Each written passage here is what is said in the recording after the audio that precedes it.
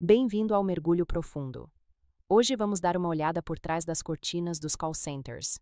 Algo com que a maioria de nós já lidou, certo? Com certeza. E você compartilhou algumas informações internas bem interessantes conosco. Coisas sobre o módulo de qualidade, QM, o módulo de qualidade deles, certo? E também documentação da API do Nice Saxony. Isso soa bem técnico. É sim, mas pense nisso como os projetos de como os sistemas deles funcionam. Nosso trabalho hoje é basicamente destrinchar todos esses detalhes técnicos e fazer isso fazer sentido para todo mundo. Ver o que realmente é relevante quando estamos do outro lado da linha. Exato. Temos aqui discussões internas sobre como configurar o gerenciamento de qualidade, especificamente a calibração, que é basicamente verificar quem avalia, garantir que as avaliações sejam consistentes. Ok. Controle de qualidade do controle de qualidade. Faz sentido. Sim. E também como eles monitoram o desempenho dos agentes. E depois tem a parte da API do Nice Seione. Pense nas APIs como encanamento digital conectando diferentes sistemas, permitindo que eles conversem entre si. Exatamente. Além disso, há uma visão geral do Bot Builder, que é a ferramenta da Nice para criar aqueles chatbots automatizados. Ah, tá. Todo mundo já conversou com um desses. E, finalmente, um olhar mais amplo sobre a própria plataforma Nice Saxony. Gerenciamento de usuários, como as chamadas são roteadas. Isso é o ACD, Distribuidor Automático de Chamadas. Ok. Habilidades dos agentes, campanhas, políticas de gravação e essa ferramenta chamada Studio, onde eles projetam o URA. Você sabe. Aperte 1 para... Ah, sim, os menus telefônicos e também os roteiros dos agentes. E os roteiros, exatamente. Então tem muita coisa envolvida para fazer com que essas chamadas funcionem bem. Beleza. Vamos mergulhar nisso. Onde tudo começa?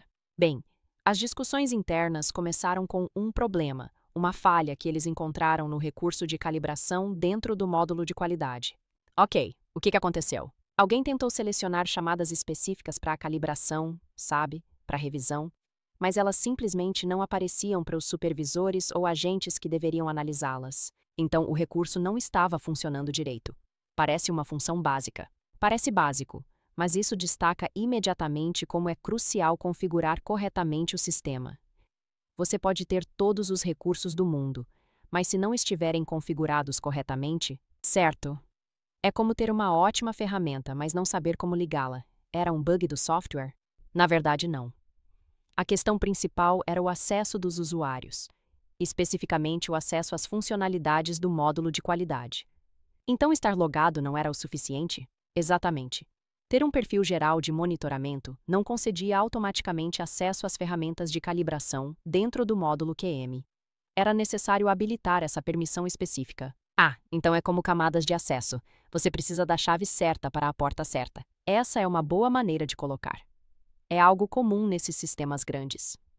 Permissões em camadas garantem que apenas pessoas autorizadas possam usar ferramentas específicas, às vezes sensíveis. Faz sentido. Como eles descobriram isso e resolveram? A solução proposta foi bem direta, na verdade.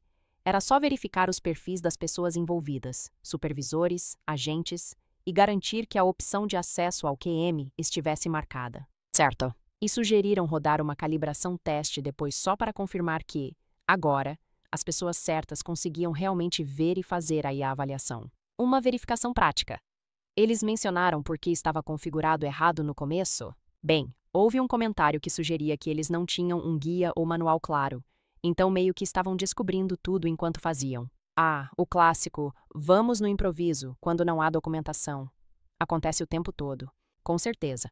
A discussão também abordou o gerenciamento das equipes dentro do sistema, especialmente com agentes e supervisores rotacionando. Certo, porque as pessoas mudam de função ou de equipe. Como isso afeta o monitoramento de qualidade? Eles falaram sobre vincular os supervisores diretamente aos membros de sua equipe dentro do módulo de qualidade. A ideia era facilitar a atribuição de avaliações. Então, o supervisor A automaticamente recebe as avaliações para os agentes X, Y e Z, se eles estiverem na sua equipe. Isso mesmo, esse é o objetivo.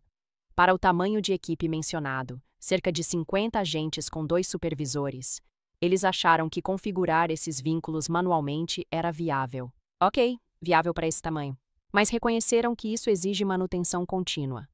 Toda vez que alguém entra, sai ou muda, alguém tem que atualizar esses vínculos. Então, mesmo sistemas automatizados precisam de um toque humano para mantê-los precisos. Não é só configurar e esquecer. Definitivamente não. Sempre há um lado administrativo. Outro ponto que surgiu foi sobre o feedback dos agentes em relação às avaliações. Qual foi o problema aí? Então, o sistema já permitia que os agentes contestassem uma avaliação se discordassem, ou adicionassem comentários, coisas padrão, certo? Mas a questão levantada foi: e se o agente concorda com a avaliação no geral, mas quer adicionar um ponto de esclarecimento ou talvez reconhecer uma dica útil, sem iniciar uma disputa formal? Ou seja, não discutir a nota, apenas adicionar contexto ou reconhecer o feedback de forma construtiva. Exatamente. Eles precisavam de uma forma de registrar esse tipo de nuance. E qual foi a solução? Eles discutiram um módulo separado, chamado Coaching. Essa ferramenta permite comunicação e feedback fora do processo formal de monitoramento e pontuação. Ok, tipo uma via paralela. Mais ou menos. Os agentes podem usar o módulo de coaching para adicionar seus pensamentos sobre uma chamada monitorada, mesmo que aceitem a nota. Esse feedback é registrado e pode fazer parte do plano de desenvolvimento deles. Isso parece muito mais colaborativo. Então você tem o monitoramento para pontuação formal e o coaching para um diálogo contínuo e melhorias. Exatamente. Oferece um ciclo de feedback mais sutil, menos confrontador talvez. Ferramentas diferentes para aspectos diferentes do desenvolvimento do agente. Faz muito sentido. Ok. Eles falaram de outras limitações no sistema? Sim. Reconheceram que, embora o módulo de qualidade ofereça, e acho que a citação foi um mundo de possibilidades. Otimista. Certo. Mas também admitiram que tem limitações, particularmente na criação dos próprios formulários de avaliação. Mas o mais importante, disseram que essas limitações não estavam prejudicando as operações. Ok. Então não é perfeito, mas é utilizável.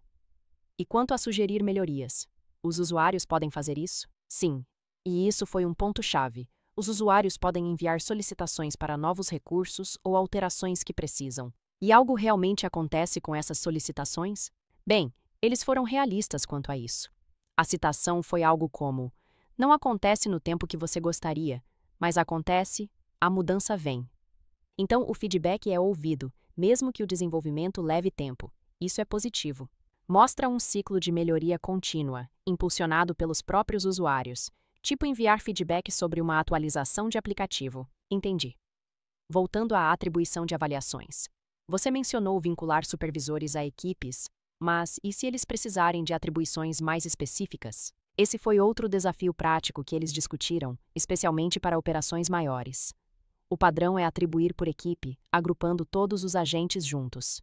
Certo. Para conseguir algo mais específico, eles exploraram a criação de grupos menores, talvez temporários, dentro do módulo de qualidade. Como isso funcionaria?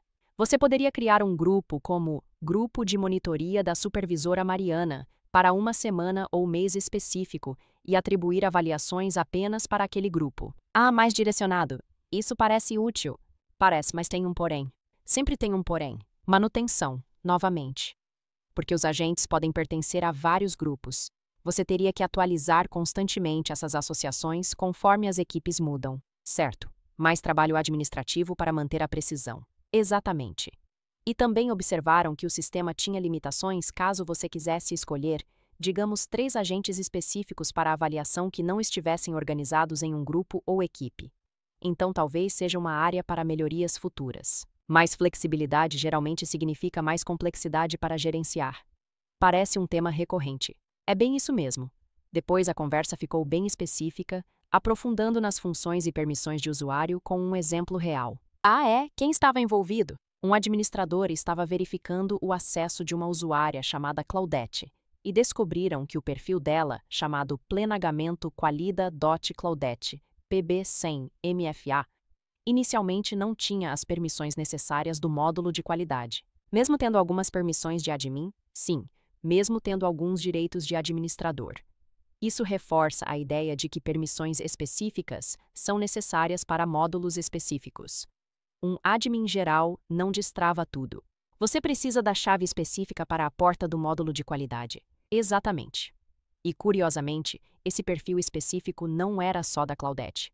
Incluía vários nomes: Andressa, Douglas, Edeline, Eva, Reinaldo. Então eles gerenciam permissões para grupos de pessoas usando esses perfis. Parece que sim.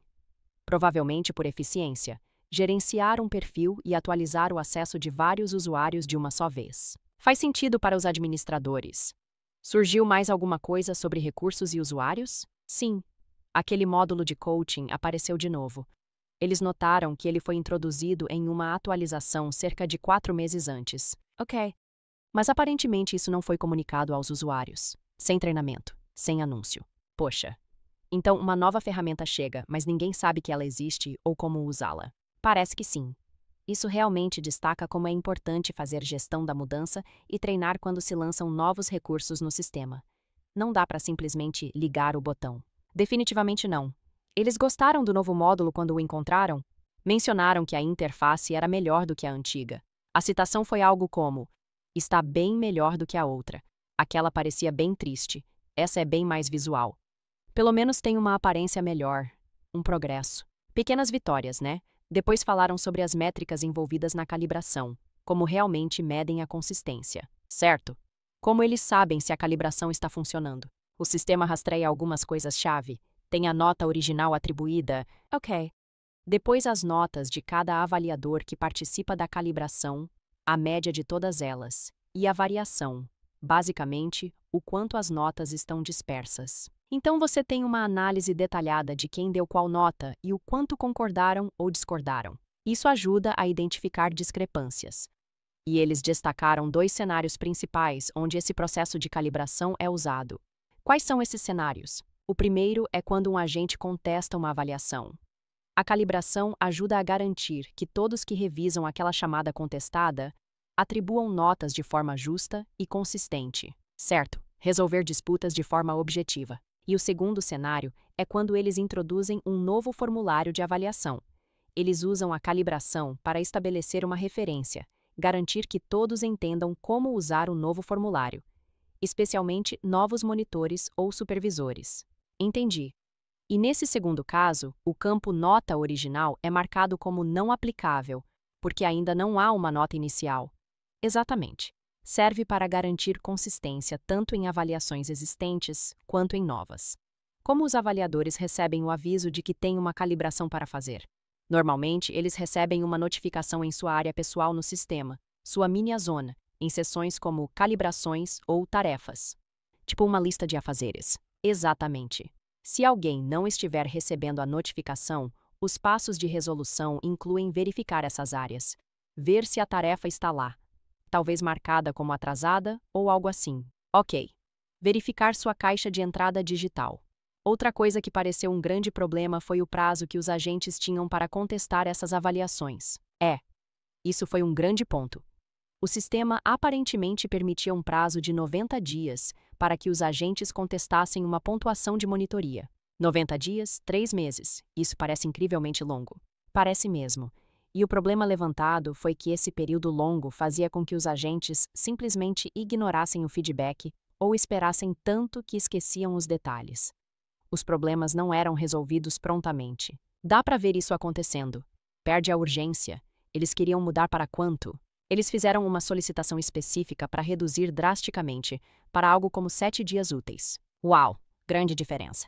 A justificativa foi despertar no operador o senso de urgência para olhar a monitoria, porque hoje eles não olham. Criar essa urgência para que eles realmente interajam com o feedback enquanto ele ainda está fresco. Faz sentido. Sim, feedback oportuno geralmente é muito mais eficaz. Eles podiam personalizar isso por canal, tipo prazos diferentes para telefone e chat. Eles discutiram essa possibilidade. Regras diferentes para SAQ, parceiros, lojas próprias, mas acharam improvável que o sistema conseguisse lidar com esse tipo de personalização facilmente. Limitações do sistema de novo? Provavelmente. Eles imaginaram que qualquer mudança teria que ser global, para todos os canais. Tornar isso mais personalizável seria algo a ser levado aos desenvolvedores do produto. Outro equilíbrio entre processo ideal e realidade técnica. Sempre. E falando em realidade, a conversa incluiu uma parte de solução de problemas ao vivo. Sério? O que estavam tentando consertar? O consultor estava tentando iniciar uma calibração ali mesmo, porque os usuários não estavam recebendo aquelas notificações que acabamos de mencionar. Resolução de problemas em tempo real, tipo ver o suporte de TI em ação. Mais ou menos. Sim. Eles estavam verificando coisas como se os supervisores realmente tinham direitos de acesso aos agentes que deveriam calibrar. Mostrou como tudo está interconectado. Você tem que verificar várias coisas: acesso do usuário, perfis dos agentes, configurações de notificação. Exatamente. A causa nem sempre é óbvia. Você tem que rastrear as conexões. Ok, vamos mudar de assunto um pouco. Você mencionou as APIs.